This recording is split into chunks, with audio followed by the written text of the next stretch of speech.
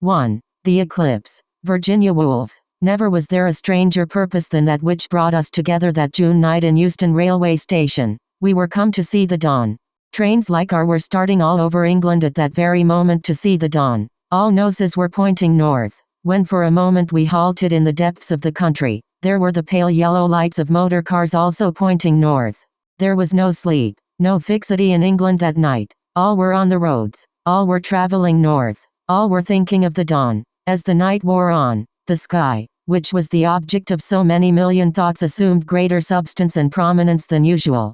The consciousness of the whitish soft canopy above us increased in weight as the hours passed. When in chill early morning we were turned out on a Yorkshire roadside, our senses had orientated themselves differently from usual. We were no longer in the same relation to people, houses, and trees. We were related to the whole world. We had come, not to lodge in the bedroom of an inn. We were come for a few hours of disembodied intercourse with the sky. Everything was very pale. The river was pale, and the fields, brimming with grasses and tasseled flowers which should have been red, had no color in them, but lay there, whispering and waving round colorless farmhouses. Now the farmhouse door would open, and out would step to join the procession the farmer and his family in their Sunday clothes, neat, dark and silent as if they were going uphill to church. Or sometimes women merely leant on the window sills of the upper rooms watching the procession pass with amused contempt. It appeared they have come such hundreds of miles, and for what they seemed to say in complete silence. We had an odd sense of keeping an appointment with an actor of such vast proportions that he would come silently and be everywhere.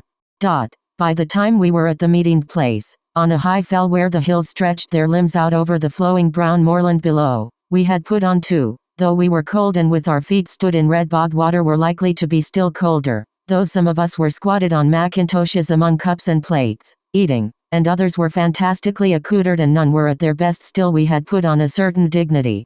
Rather, perhaps, we had put off the little badges and signs of individuality. We were strung out against the sky in outline and had the look of statues standing prominent on the ridge of the world. We were very, very old. We were men and women of the primeval world come to salute the dawn. So the worshippers at Stonehenge must have looked among tussocks of grass and boulders of rock. Suddenly, from the motor car of Sona Yorkshire Esquire, there bounded 4 courage, lean, red dogs, hounds of the ancient world, hunting dogs, they seemed, leaping with their noses close to the ground on the track of Boar or Decker. Meanwhile, the sun was rising. A cloud glowed as a white shade glows when the light is slowly turned up behind it. Golden wedge-shaped streamers fell from it and marked the trees in the valley green and the villages blue-brown. In the sky behind us there swam white islands in pale blue lake. The sky was open and free there, but in front of us a soft snow bank had massed itself. Yet, as we liked, we saw it proving worn and thin in patches. The gold momentarily increased, melting the whiteness to a fiery gauze, and this grew frailer and frailer till, for one instant, we saw the sun in full splendor. Then there was a pause, a moment of suspense, like that which precedes a race. The starter held his watch in his hand, counting the seconds. Now they were off. The sun had to race through the clouds and to reach the goal, which was a thin transparency to the right. Before the sacred seconds were up, he started. The clouds flung every obstacle in his way. They clung, they impeded. He dashed through them. He could be felt, flashing and flying when he was invisible. His speed was tremendous. Here he was out and bright. Now he was under and lost. But always one felt him flying and thrusting through the murk to his goal. For 1 second he emerged and showed himself to us through our glasses, a hollowed sun, a crescent sun. Finally, he went under for his last effort. Now he was completely blotted out. The moments passed. Watches were held in hand after hand. The sacred 24 seconds were begun. Unless he could win through before the last one was over, he was lost.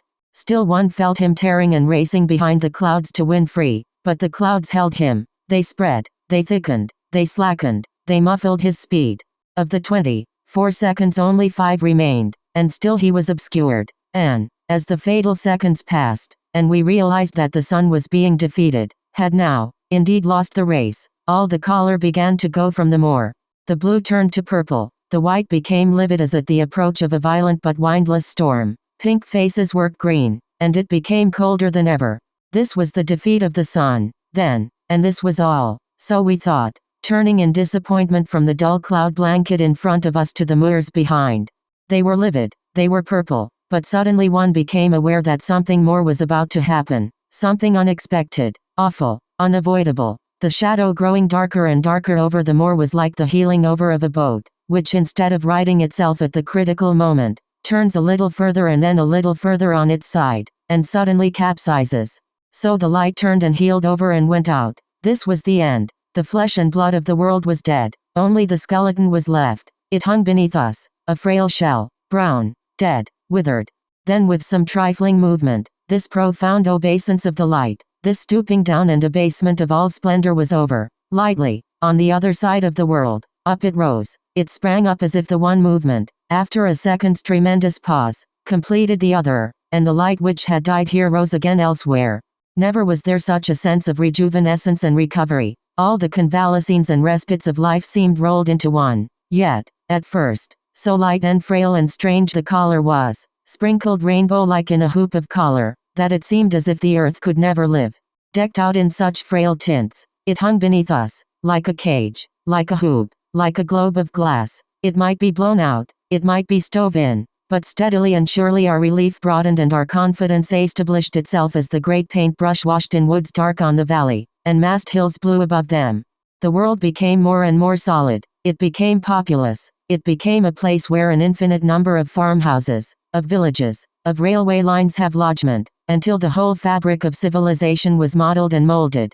But still the memory endured that the earth we stand on is made of color. Color can be blown out, and then we stand on a dead leaf, and we who tread the earth securely now have seen it dead.